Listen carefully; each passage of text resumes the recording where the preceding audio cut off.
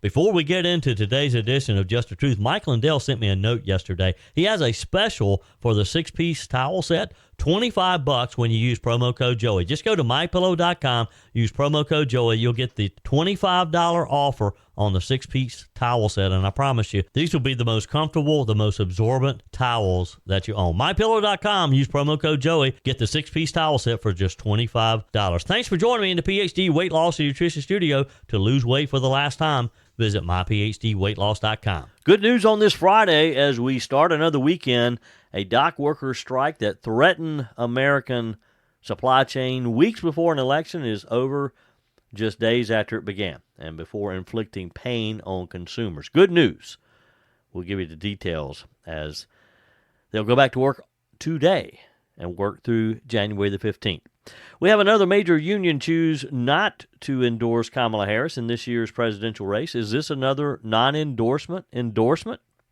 And it's been 1 week since Hurricane Helene made landfall along U.S. Gulf Coast in Florida, decimating communities across the southeast and leaving at least 215 people dead in 6 states, with nearly half of those deaths in western North Carolina. We have the latest updates on storm coverage as well. South Carolina Lt Governor Pamela Evette joins us with updates on South Carolina's response to recovery efforts for the thousands of South Carolinians affected by Hurricane Helene.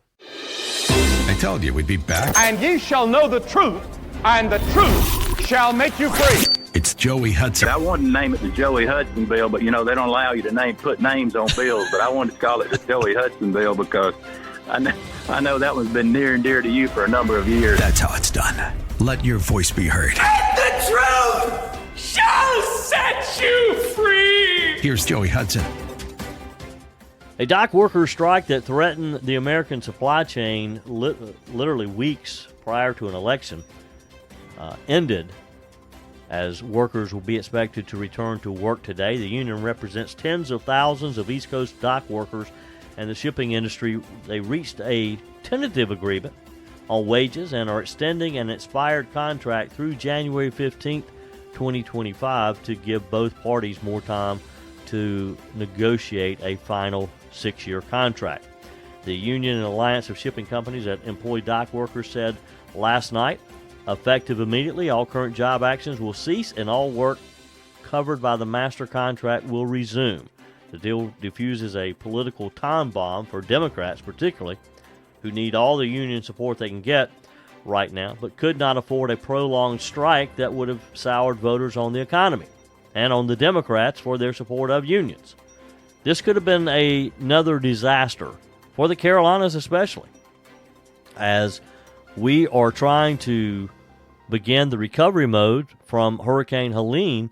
To throw in a strike like this that would have, number one, decrease the supply of many things that we need for the recovery, but number two, increase inflation on those items because we'd have to try to get them from other sources.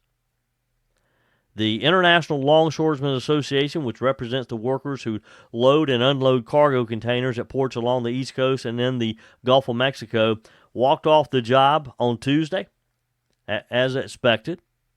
The terms of an agreement were not made available yet, but the wage increase is expected to be substantial for union members, some of whom already do well by blue-collar standards, earning 6 figures a year. Reports are that their base salary was $81,000 a year, with a range up to $200,000. And part of what they're griping over, part of why they were striking, is because the companies, their employer, would not agree to a 77% increase. Who gets a 77% increase? Now, look, I'm happy that they're not striking because, really, I don't know if most people really understand what a dilemma we were going to be in here. I don't know. This was truly another disaster in the making, because it may have taken a week, 2 weeks, or maybe even a month or more, because so many companies already have a backlog or a stock, a supply of products, maybe a month, maybe 2 months. But if this thing had gone on, if it had been a prolonged strike, and the shelves in stores started getting empty because they couldn't restock, that's when we would have noticed it. Because you might have money to buy something, but kind of like during those COVID years, you wouldn't be able to find it to buy it, even if you had the money. So this is good news. Now, let's be hopeful that they come up with a final deal between now and January so that we're not going through this again. The good news on that, though, is hopefully after November the 5th, Donald Trump's our next president. Let him deal with it, and he will deal with it. The President Joe Biden said in a statement after learning of the deal, today's tentative agreement on a record wage and extension of the collective bargaining process represents critical progress towards a strong contract, he said. I congratulate the dock workers from the ILA who deserve a strong contract after sacrificing so much to keep our ports open during the pandemic. Look, they did their job. They were paid to do a job, and they worked just like many of us worked through the pandemic. I don't know why people use this excuse. Well, they worked through the pandemic. They didn't get a raise during the pandemic. They worked long hours. We all worked during the pandemic. If they don't want to work for the $81,000 a year, I'll bet there's probably a lot of people out there who would love to have those jobs at $81,000 a year. Biden, of course, was in South Carolina this week.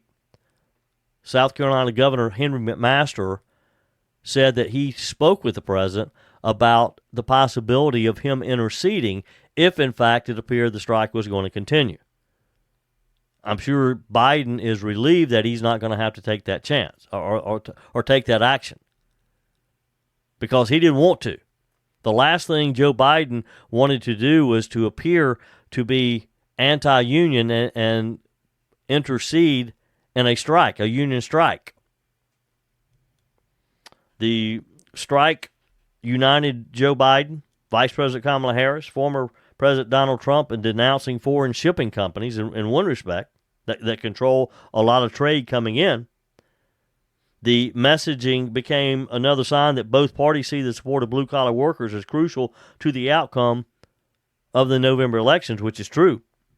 But it also put a spotlight on unions in general, and particularly this union's fiery leader, Harold Daggert, who had been threatening disruptions to the supply chain for over a year, had attacked shipping companies based in Europe and Asia.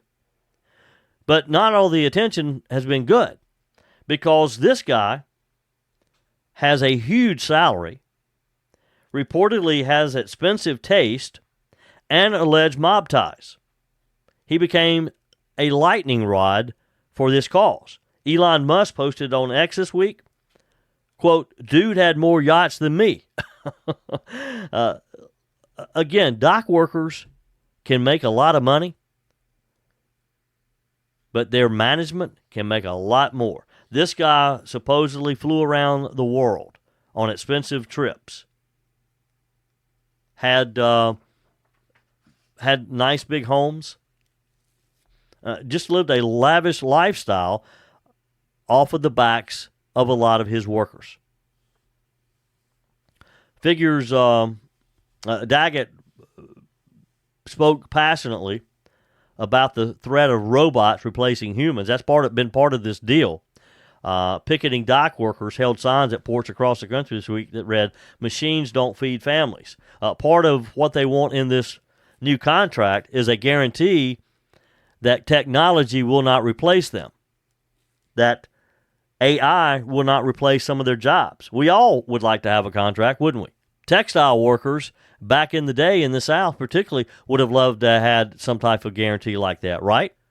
Leading into Tuesday's strike and the last few days after the strike began, major business groups and a lot of Republicans leaned heavily on Joe Biden to intervene using the 1947 Taft-Hartley Act, which affords the president emergency powers to seek court injunctions to temporarily halt stoppages if it's going to cause harm to the country overall.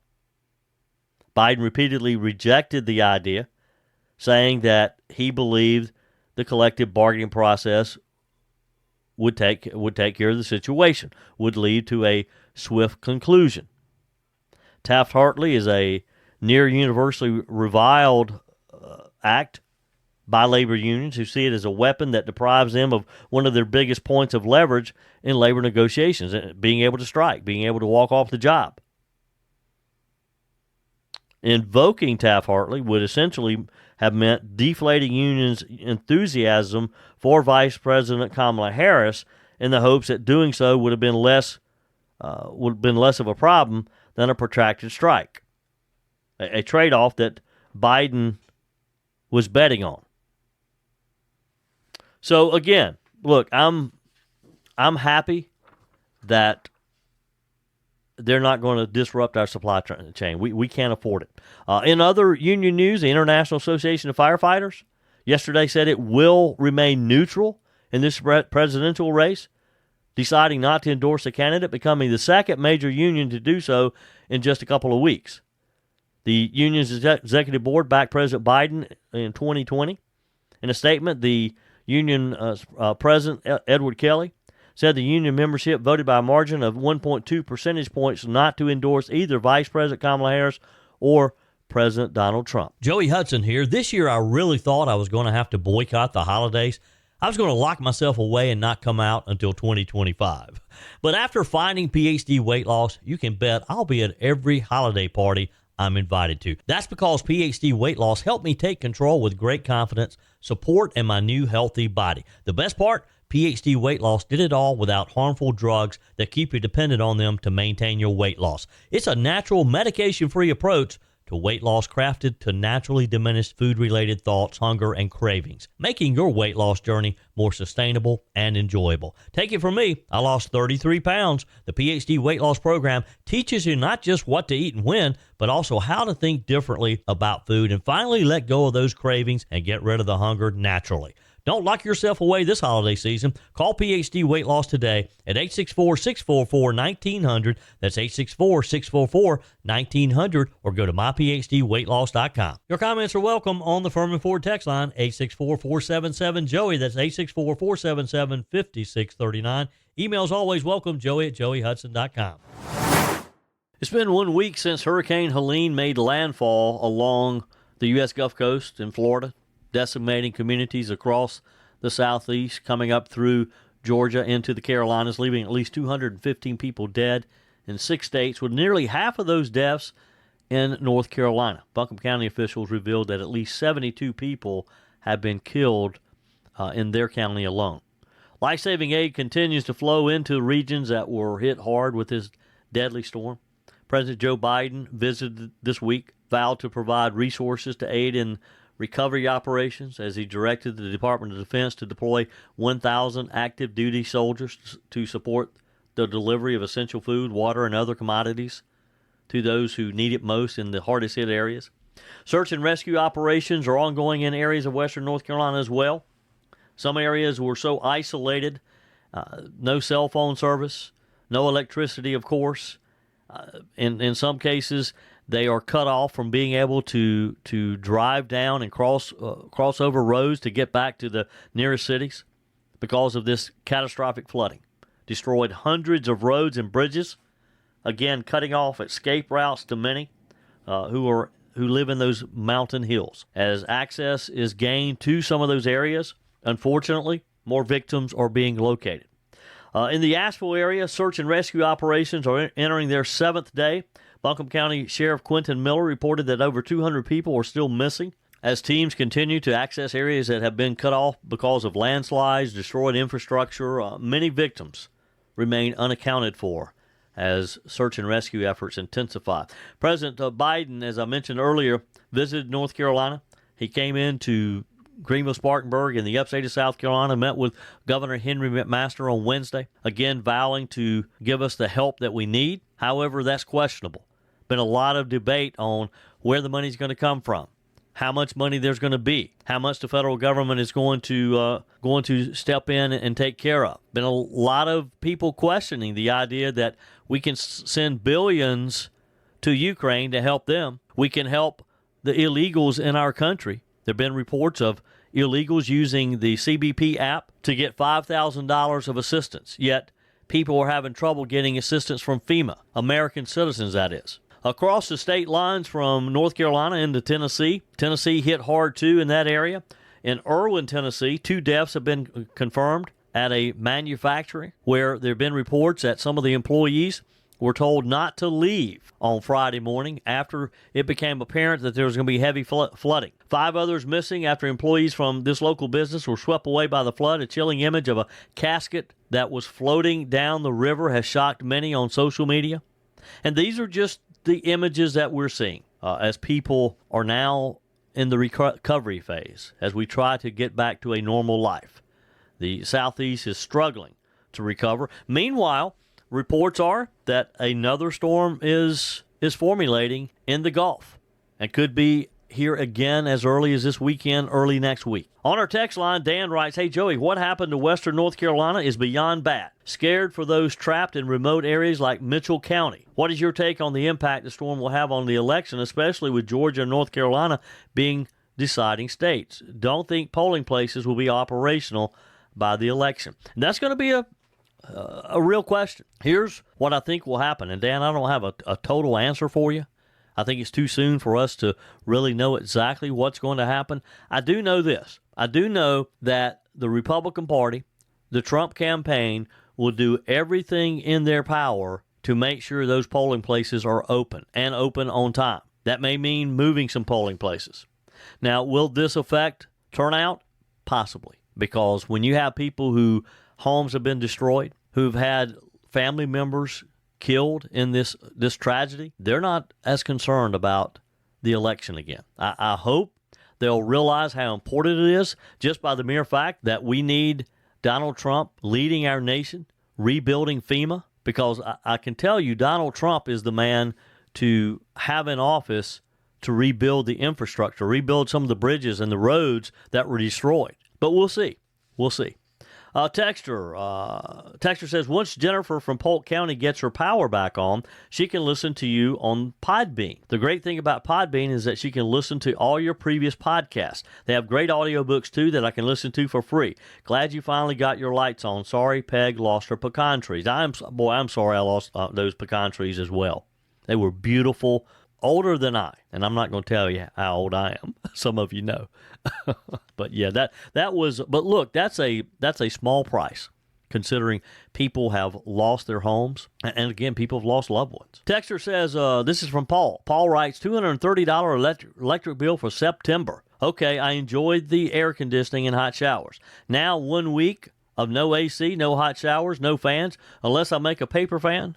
Okay, I understand Duke Power is at the mercy of the storms, but to be this severe is poor planning. Whatever happened to putting electrical lines underground? Well, I can assure you there's probably going to be a lot more. That discussion is going to be had at all levels of government. Paul says, done ranting, thanks for listening. You're welcome, Paul. That's what I'm here for. Texter, don't really know if the vice presidential debate really made any difference in the current election, but I do think you've gotten a good look at the 2028 presidential candidate.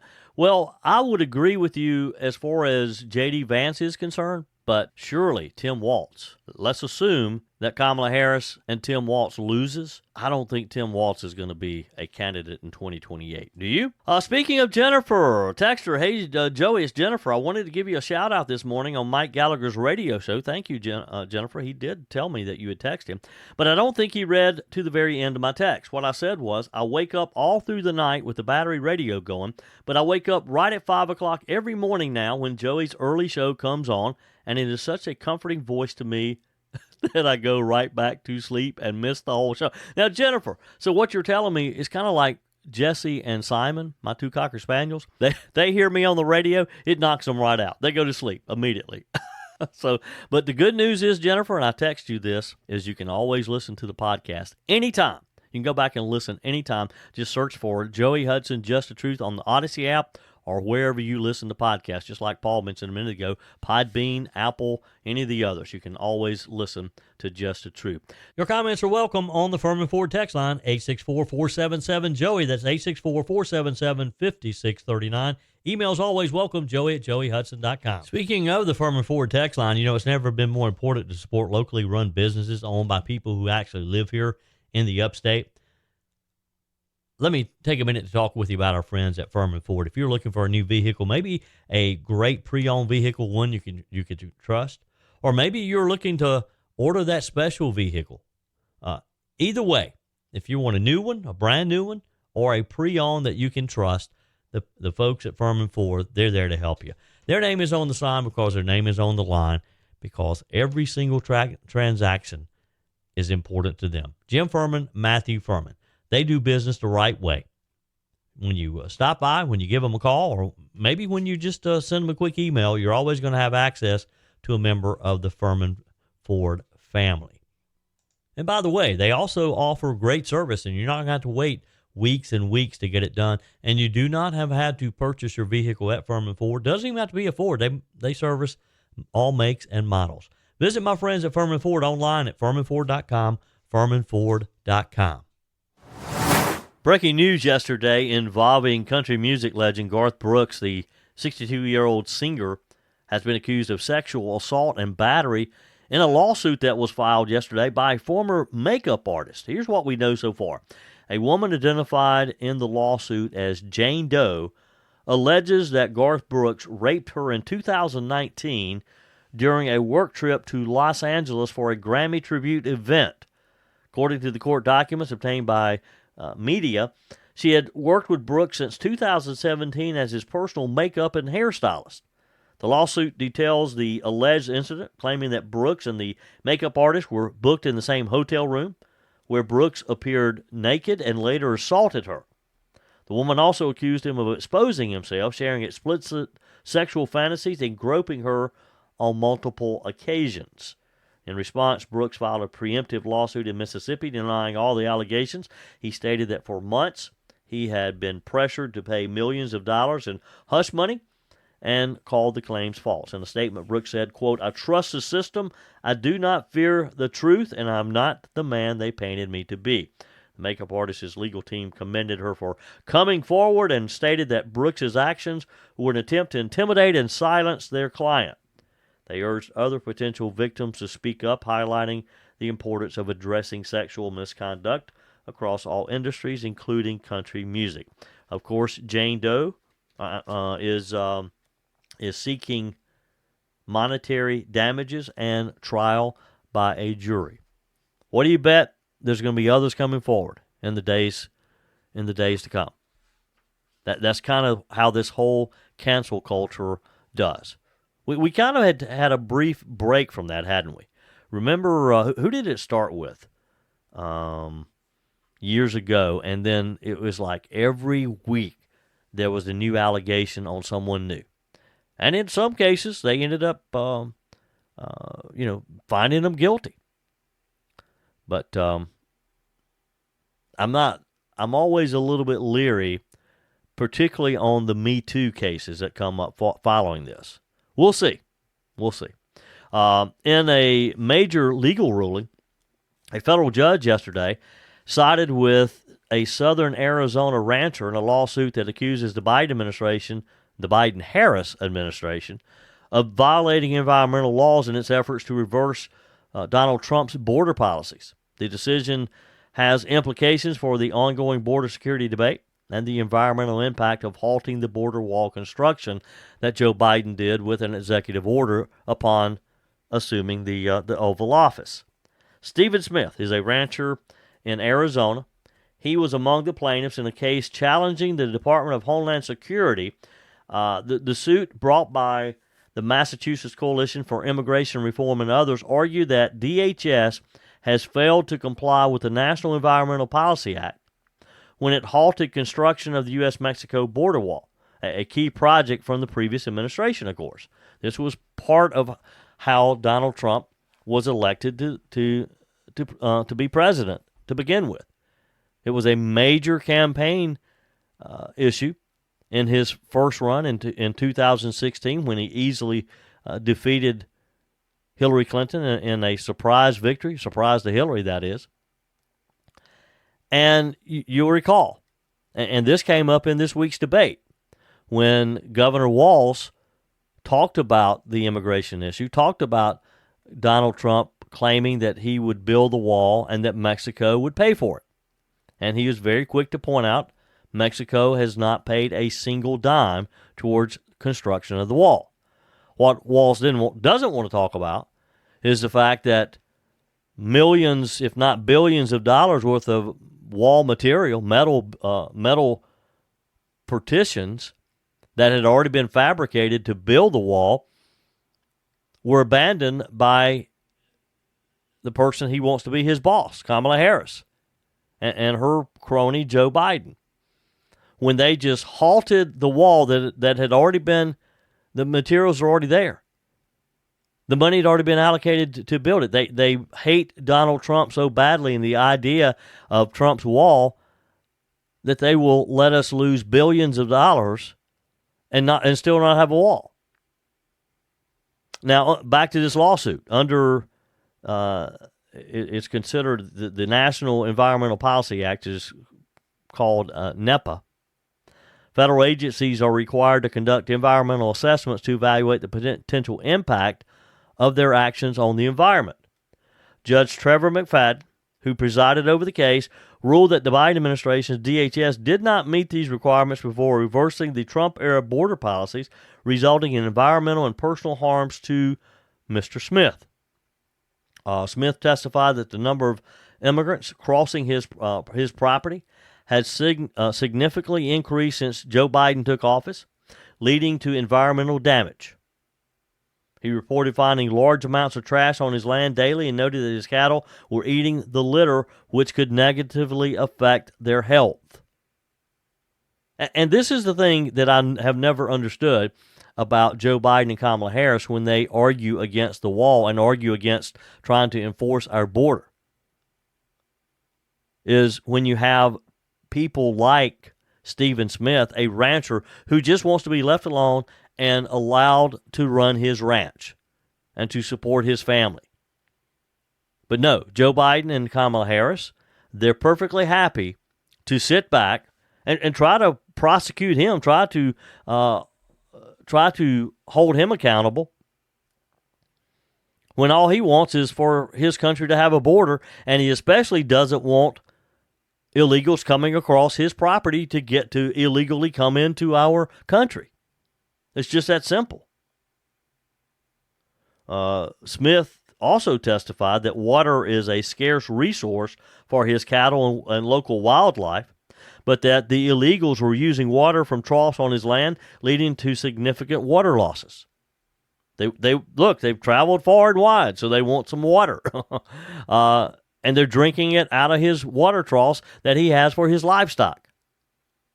He claimed this problem was directly tied to the DHS decisions that ended Trump-era policies like the Remain in Mexico program. And that's another one I never understand. Why Joe Biden and Kamala Harris are opposed to these people remaining in Mexico until their case can be heard, rather than coming into the country and allowed to just stay in our country until their case can be heard, as if they're going to really show back up, as if they're going to report to the court on the assigned date. All they want is to get into the country, and you never see them again.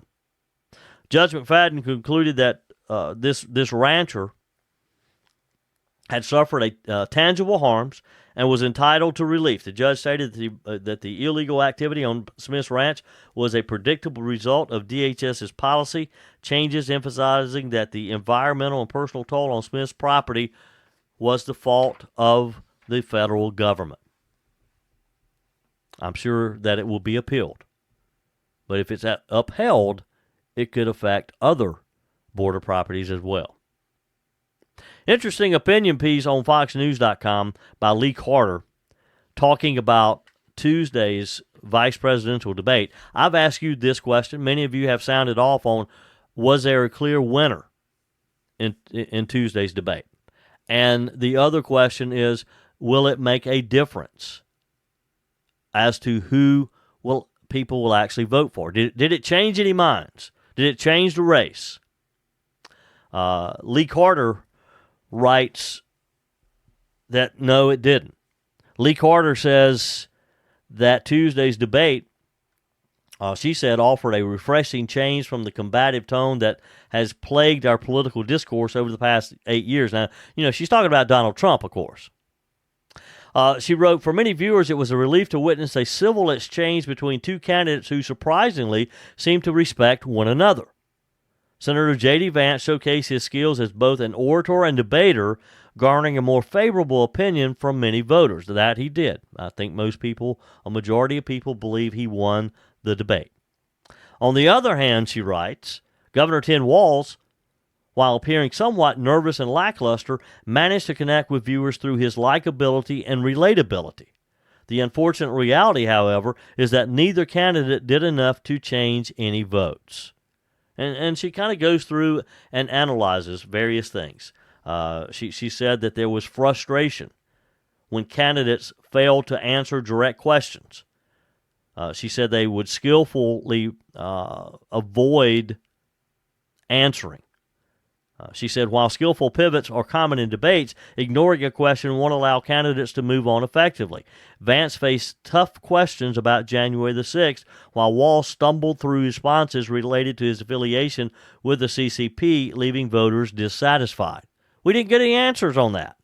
We still don't know why he went to China. We still don't know who he saw in China. But I do think it's pretty clear he was not in China when he said he was in China. That was one of the questions that really tripped him up. He didn't know how to answer it because he hesitated because he knew he has not been telling the truth. He knew that he was not in China when the whole Tiananmen Square happened, and you had these students in this protest who were treated very badly. He knew he wasn't there. He didn't know how to get out of that one. He should have just admitted, hey, look, I'm sorry. I wasn't there. I misspoke. The gist of this editorial, though, is that what Americans urgently need is assurance. What we need is answers to make an educated decision. In her opinion, we didn't get that from either candidate. I would disagree with that. I would say that J.D. Vance did make his points and made them very clear. Whether you're replacing a broken appliance or maybe you're just upgrading, you're totally remodeling the kitchen, when it's time to get those new appliances, when you're ready for them, you don't want to have to wait weeks or even months to get started using them, right? Well, that's not the case when you shop with my friends at Discounted Appliance Warehouse. With over 11,000 square feet and 1,500 appliances at any given time, you can buy today and use today quite often. I'm talking about shopping with my friends at Discounted Appliance Warehouse in Pickens. It's worth the short drive over to Pickens. Jeff, Johnny, Kyle, the whole team over there, they'll take good care of you. They have an award-winning service department, expert installation, extended warranties, and at Discounted Appliance Warehouse, they treat you like family. You're more than just a credit card swipe to all the team over there. Discounted Appliance Warehouse, they're proud to offer Speed Queen, the only washer and dryers with manufacturer's warranties that cover parts and labor. You owe it to yourself if you're looking for a new appliance to head over to Pickens to Discounted Appliance Warehouse online at dawpickens.com, dawpickens.com. On our guest line, Lt Governor Pamela Evette. Wow, what a week we have had. Still a lot of work to do. Give us an update on where we are. Of course, President Joe Biden was in the upstate this week. Are we getting what we need from the federal government? He made some assurances to the governor that whatever we needed, he would provide. We'll see, 30 days for all of our counties to get their assessments put together. We have a lot of, when the governor declared a state of emergency, that opens up the triggers for the relief that we need. So we saw a list come out, the counties that have already been approved through FEMA for disaster relief. There are still more counties. If your county wasn't on there, please do not panic. The counties that got theirs in first, the state's not sitting on anything. As soon as we get it, we're turning it in. And I think that's the assurances that the governor was looking for from the president, is that, we would not have pushback on the counties who really need help. And so we're moving on with that. We have a lot of great people, Joey, helping, volunteering, cutting down trees with their chainsaws, trying to help crews. Please be careful. We've had a lot of destruction and road crews working around the clock, whether it's SCDOT, our State Guard, our South Carolina National Guard, cutting down trees. We have teams in from Louisiana, very skilled. They get hit with hurricanes all the time. It's been an outpouring of love from across the country coming to help South Carolinians. Yeah, and it's bad, of course, what we're experiencing, but it's good to see that there is that spirit of helping one another, and you're just really seeing that. I had a chance earlier this week to talk with Jared Spencer, who is mayor of Cowpens, and he said one of the things that has surprised him the most is how Cowpens is a small town. They don't have some of the resources that other cities have. He said, our people just got out and went to work, and they didn't expect somebody to come along and do this for them. I think you see that in the rural areas. David and I, our family, we live here in Travelers Rest. And when we woke up last Friday, we probably had upwards of 60 trees down on our property. And as David and the boys were getting our chainsaws ready to go out and see what we could do, we heard chainsaws. We get to the end of our driveway, and there's 2 Greenville County deputies who were trying to get through the road to assess and see people. And there just happened to be a PRT ranger behind them who had some chainsaws, and they were cutting trees. So you're right. The boys, David, they jumped in. I'm more of a limb puller. I don't know if if this lieutenant governor should be wielding a chainsaw. I don't know if that's my forte, but I can pull limbs with the rest of them. But, and that's what we kind of saw is that spirit, and only hear about the bad things, the people who are losing their temper, the people who are arguing with other people. For every one person that's acting out, there are 10 people doing something great. And I think that needs to be the message is, helping one another, helping our neighbor. And we know, hey, I got power on, late yesterday. I'm sitting in it with everybody. I understand that it can get frustrating. I have a 95-year-old mom that lives with me. It can get frustrating and scary, and you feel like but we are still so blessed. That's what I kept going back to. My family's safe. A tree didn't come through my house. This is not comfortable. But we'll just look at the pictures of the devastation where people have lost their homes, their businesses, a loved one, their cars. I mean, their whole house wiped away. That brings it back into perspective, Joey. Like, this may not feel comfortable, but dear Lord, my family's safe. Yeah, you're right. That's the important thing. And you're right, too. The bad behavior, that is just few and far in between. I mean, overall, people are just jumping in. I've just watched some of the relief efforts, and like the group at the downtown airport who had people coming in with helicopters and airplanes, and they were literally flying supplies into western North Carolina, into areas that could not be reached otherwise. We've had people literally from all over the country come to the Carolinas to help us. So that's been encouraging for sure. Now, let's go back for a minute. Lieutenant Governor Pamela Evette with me today.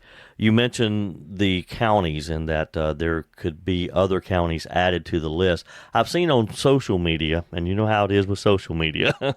You can't always rely, but I've seen some posts on social media talking about a certain county saying that, well, our county waited too late and they're not going to be eligible now. Some counties will be added along the way, as I understand it, correct? That's absolutely true. All the counties have 30 days from the incident, right? The disaster incident. So I've been intentional about my posting, and that was one of the posts that I did, is please stop listening to Facebook.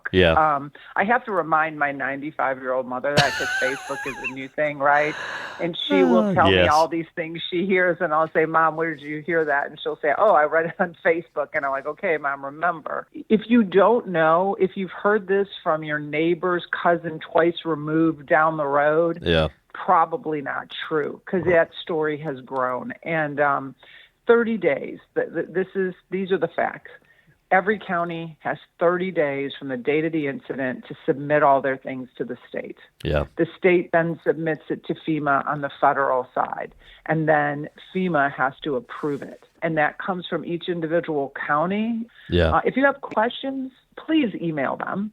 Yeah. Be kind. I mean, they're working hard. Some counties have more resources than other counties and have bigger teams and things that could get them around quicker to do these assessments. And please look to official sources for your information. Look Right. to the governor's press conferences. Call SCEMD. If you have service, go out there and look at the reports. They're putting them out there regularly. Yep. And let's all work together. Right. Because we'll get through this together. Yep. Good advice. And listen to News Talk 98.9 WRD, the voice of the Carolinas, because we are providing information. You know, this is an instance to where you really see the importance of radio, because we have from day one been talking about resources, where to go for things, and it's also a reminder to have an emergency kit and have a radio with batteries in it.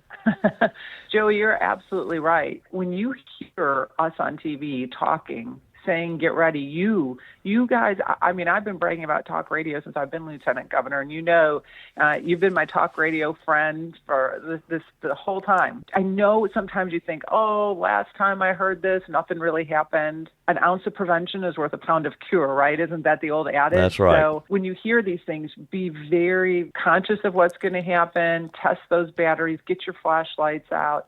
Make sure you have some bottled water sitting around just in case. Hey, what's the worst thing that can happen? You have a flashlight with some good batteries and your radio is set to go, right? Right. That's the worst thing that can happen in being prepared. Yep. Lieutenant Governor Pamela Evette, it's always a pleasure. You be safe out there, and look, leave the chainsaws to David and the boys. Don't be messing with the chainsaws. You are absolutely right, Joe. If anybody needs somebody to pull limbs, I'm your girl. I can pull limbs with the best of them. Always a pleasure. Be safe out there. God bless, Joe, and God bless all of you. Please take care and be kind. Sure thing. That's it for today's edition of Just the Truth. Thanks for joining me in the PhD Weight Loss and Nutrition Studio. To lose weight for the last time, visit myphdweightloss.com. If you haven't joined our mailing list yet, visit my website, joeyhudson.com. Just click on the Connect with Joey button so that you can receive our emails and the most up-to-date news. Also, find me on YouTube. Be sure and like, subscribe, follow me on my YouTube channel. Just search for Joey Hudson. Appreciate you spending a few minutes of your day with me. Be sure and forward this edition of Just the Truth to some friends. Just click on the share button. Send it to a few of your contacts, because if we're going to build our community and if we're going to win in November, we got to build an army of conservatives. The way we beat Joe Biden is through educating people, and no better way than encouraging them to listen to Just the Truth. Hey, keep those comments coming via the Furman Ford text line, 864-477-JOEY, 864-477-5639. Your emails always welcome as well. Joey@joeyhudson.com. Don't forget to take advantage of the MyPillow special, $25 for the My Towels 6-piece towel set when you use promo code Joey. Just go to mypillow.com. Always use promo code Joey. We're back again tomorrow. Hope you will be too. Remember, God's got this. He's still in control.